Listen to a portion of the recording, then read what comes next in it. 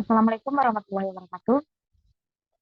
Di sini kami akan menjelaskan tentang ketepatan dalam menganalisis model, metode, dan teknik pembelajaran dengan beranggotakan saya sendiri, Rafika Suhotang, dengan NIM 22053037 dan rekan saya yaitu Reva Natalia dengan NIM 22053147. Nah, pemateri pertama akan dijelaskan oleh Reva Natalia. Kepada Reva Natalia, dipersilakan.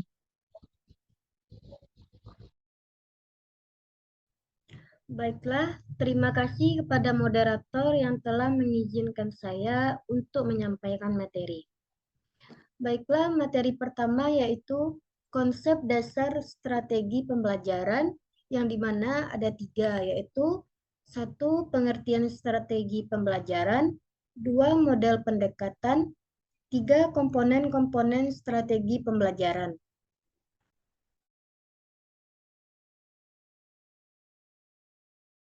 Yang dimana pengertian strategi pembelajaran. Strategi merupakan suatu usaha untuk memperoleh kesuksesan dan keberhasilan dalam mencapai tujuan. Strategi pembelajaran dapat diartikan sebagai perencanaan yang berisi tentang rangkaian kegiatan yang didesain untuk mencapai tujuan tertentu. Strategi pembelajaran merupakan rencana tindakan atau rangkaian kegiatan termasuk penggunaan metode dan pemanfaatan berbagai sumber daya atau kekuatan dalam pembelajaran yang disusun untuk mencapai tujuan pembelajaran. Kedua, jenis-jenis pembelajaran. 1. Strategi pengorganisasian pembelajaran. Strategi pengorganisasian menurut Regul Buderson dan Merrill menyatakan strategi pengorganisasian pelajaran ini disebut sebagai struktural strategi yang mengacu pada cara untuk membuat urutan dan mensintesis fakta, konsep, prosedur, dan prinsip yang berkaitan. Kedua, strategi penyampaian pembelajaran. Strategi penyampaian isi pembelajaran merupakan komponen variabel metode untuk melaksanakan proses pembelajaran. Fungsi strategi penyampaian pembelajaran adalah 1. Menyampaikan isi pembelajaran kepada peserta didik. 2. Menyediakan informasi atau bahan-bahan yang diperlukan oleh peserta didik. Ketiga, strategi pengelolaan pembelajaran. Strategi pengelolaan pembelajaran merupakan komponen variabel metode yang berurusan dengan bagaimana menata interaksi antara peserta didik dengan variabel metode pembelajaran lainnya.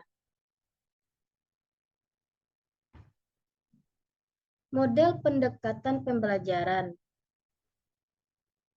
Yaitu ada 2, yaitu pendekatan pembelajaran yang berorientasi atau berpusat hanya pada siswa saja. Yang kedua, pendekatan pembelajaran yang berorientasi atau hanya berpusat pada guru saja.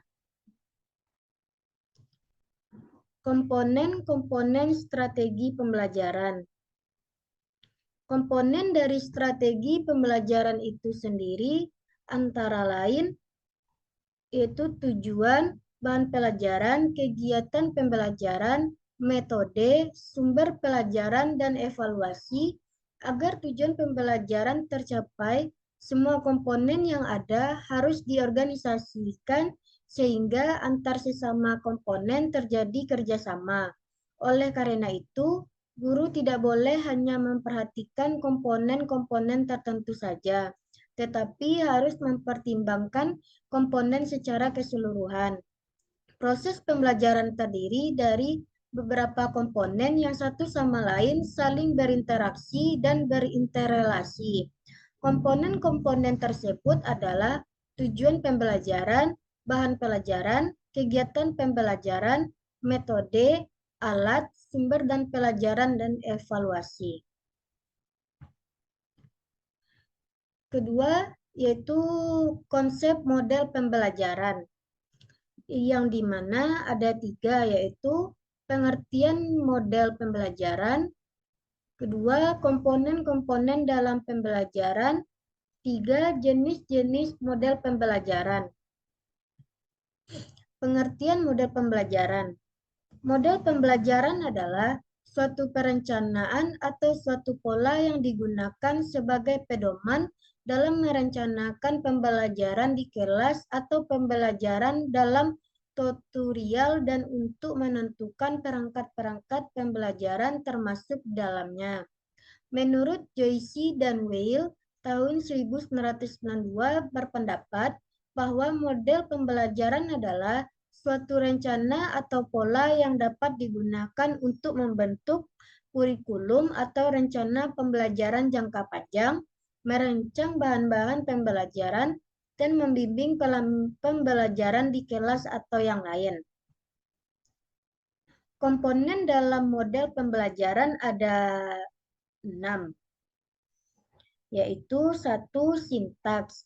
Sintaks ini adalah langkah-langkah, fase-fase, atau urutan kegiatan pembelajaran.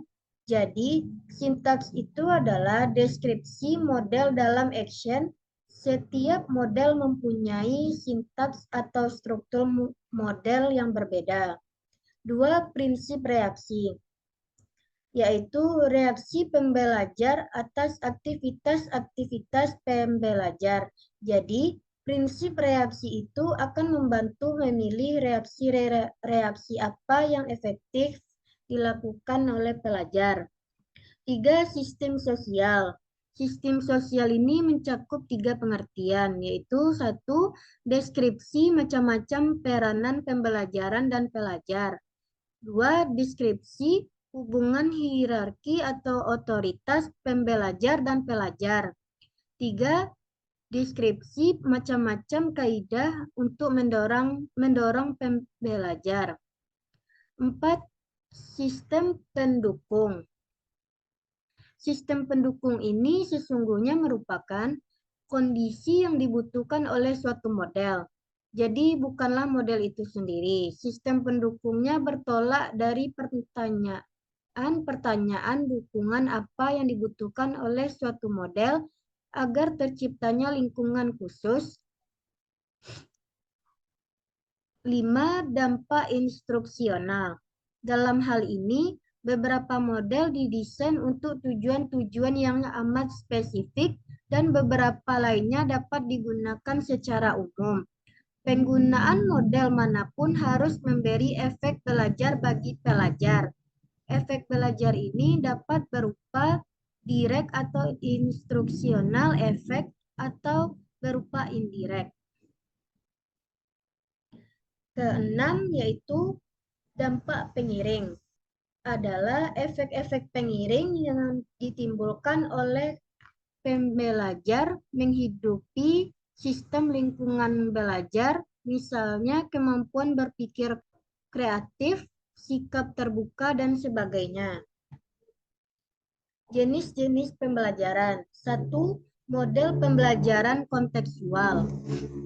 Model pembelajaran ini merupakan konsep yang mendorong guru untuk menghubungkan antara materi yang diajarkan dengan situasi dunia nyata siswa. Pembelajaran ini juga mendorong siswa untuk membuat hubungan antara pengetahuan yang dimilikinya dan penerapannya dalam kehidupan mereka sendiri. 2. Model pembelajaran kooperatif merupakan model pembelajaran yang merujuk pada berbagai macam metode pembelajaran, di mana para siswa bekerja dalam kelompok-kelompok kecil untuk saling membantu satu sama lain dalam mempelajari materi pelajaran. 3. Model pembelajaran kuantum.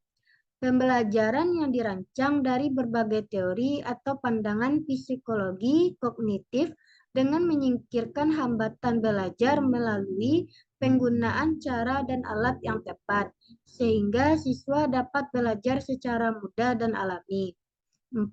Model pembelajaran terpadu. Model pembelajaran ini merupakan pembelajaran yang memungkinkan siswa baik secara individu maupun kelompok aktif mencari, menggali, dan menemukan konsep serta prinsip secara holistik. 5. Model pembelajaran berbasis masalah. Model pembelajaran berbasis masalah ini merupakan sebuah model pembelajaran yang menyajikan masalah kontekstual sehingga merangsang peserta didik untuk belajar. Baiklah, sekian yang dapat saya sampaikan. Saya kembalikan kepada moderator. Baik, terima kasih kepada Reva Natalia. Dan materi selanjutnya akan dijelaskan oleh saya sendiri. Nah, metode pembelajaran adalah cara yang digunakan guru pintar untuk mengimplementasikan rencana pembelajaran yang telah disusun dalam bentuk kegiatan nyata dan praktis untuk mencapai tujuan pembelajaran. Dalam buku yang berjudul Strategi Belajar Mengajar, Luluk Suryani dan Leo Agung membedakan strategi pembelajaran dan metode pembelajaran. Nah, strategi pembelajaran masih bersifat konseptual dan untuk mengimplementasikannya ke dalam kelas membutuhkan berbagai metode pembelajaran. Dapat dikatakan bahwa strategi merupakan a plan of operation, achieving something, sedangkan metode adalah a way in achieving it.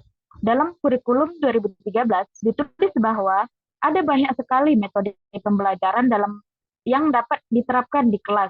Pemilihan metode mengajar itu tergantung pada penguasaan teknik dan materi yang akan disampaikan. Pada umumnya, metode yang akan digunakan dalam proses belajar mengajar antara lain adalah ceramah, tanya jawab, pemberian tugas, dan juga metode demonstratif atau praktek.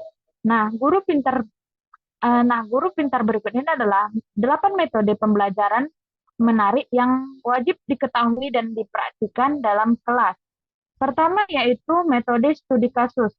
Nah, metode studi kasus ini atau case study dapat digunakan dalam pembelajaran aktif. Metode ini memanfaatkan situasi atau kasus tertentu yang dapat memberikan siswa pembelajaran yang bermakna dan bermanfaat. Guru pintar dapat memberikan sebuah cerita tentang tema atau konsep yang akan dipelajari. Selain itu, siswa dapat berdiskusi untuk melakukan analisa, sintesisa, dan evaluasi berdasarkan kasus atau masalah yang sedang dipelajari. Nah, kedua yaitu metode demonstrasi. Dalam pembelajaran aktif, metode demonstrasi juga sangat dianjurkan. Siswa diberikan kesempatan untuk bersentuhan langsung dengan materi yang dipelajari. Kemudian mereka mempergerakkannya di depan kelas. Nah, metode pembelajaran ini dapat menunjukkan bagaimana siswa melakukan sesuatu yang kemudian diamati dan ide dibahas di depan kelas. Ketiga yaitu metode discovery. Nah, metode discovery ini mendorong siswa untuk menemukan sendiri pengetahuan atau konsep baru. Guru pintar harus memotivasi bagaimana siswa menyimpulkan sendiri konsep atau formula yang sedang dipelajari. Nah, misalnya, guru pintar siswa mengamati berbagai bentuk pertulangan daun pada tumbuhan yang ada di sekitar rumah. Kemudian mereka dapat menyimpulkan ada berbagai jenis pertulangan daun pada tumbuhan. Keempat yaitu metode jigsaw. Metode jigsaw ini adalah menghendaki siswa untuk belajar dengan berkelompok. Guru pintar dapat mendorong siswa untuk bekerja sama dalam kelompok. Setiap anggota kelompok mendapatkan tugas untuk memahami dan mendalami bagian tertentu dari tema yang dipelajari. Kelima yaitu metode diskusi kelompok.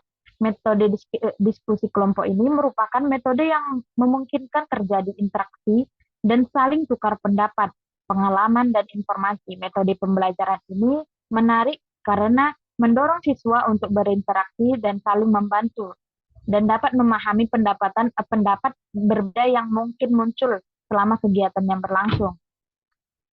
Keenam adalah metode bermain peran.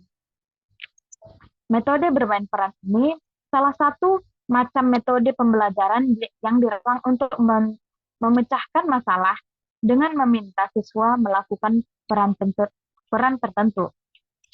Nah, ketujuh yaitu metode tugas proyek. Metode tugas proyek ini adalah metode pembelajaran yang sangat menantang. Nah, siswa harus melakukan riset, eksperimen, dan tak jarang harus langsung terjun ke lapangan untuk melakukan pengamatan. Metode ini menghendaki siswa untuk menghasilkan sebuah produk tertentu dalam waktu itu yang telah ditentukan. Dan terakhir yaitu metode kunjungan karya. Metode pembelajaran kunjungan karya ini biasanya dilakukan setelah metode pembelajaran tugas proyek. Yang dilakukan jenis metode pembelajaran ini membuat siswa untuk saling melihat hasil karya teman-temannya. Mereka dapat mengamati dan juga belajar bertanya. Selain itu, guru pintar juga dapat mendorong siswa untuk memberikan komentar dan saran yang membangun. Selanjutnya yaitu teknik dan taktik pembelajaran. Teknik dan taktik pembelajaran adalah penjabaran dari metode pembelajaran. Teknik adalah cara yang dilakukan seseorang dalam rangka mengimplementasikan suatu metode secara spesifik. Misalkan penggunaan metode ceramah pada kelas dengan jumlah siswa yang relatif banyak membutuhkan teknik tersendiri yang tentunya secara teknis akan berbeda dengan penggunaan metode ceramah pada kelas yang jumlah siswanya terbatas. Demikian pula lah dengan penggunaan metode diskusi. Perlu digunakan teknik yang berbeda pada kelas yang siswanya tergolong aktif dengan kelas yang siswanya tergolong pasif. Sementara taktik pembelajaran merupakan gaya seseorang dalam melaksanakan metode atau teknik pembelajaran tertentu yang bersifat individual. Misalkan, terdapat dua orang sama-sama menggunakan metode ceramah, tetapi mungkin akan sangat berbeda dalam taktik yang digunakannya. Dalam gaya pembelajaran akan tampak keunikan atau khas dalam masing-masing guru, sesuai dengan kemampuan, pengalaman, dan tipe kepribadian guru yang bersangkutan. Teknik dan taktik pembelajaran menerapkan kiat atau taktik untuk memenuhi tujuan atau kompetisi yang diinginkan yang bersifat lebih taktis. Sekian dari kami. Assalamualaikum warahmatullahi wabarakatuh.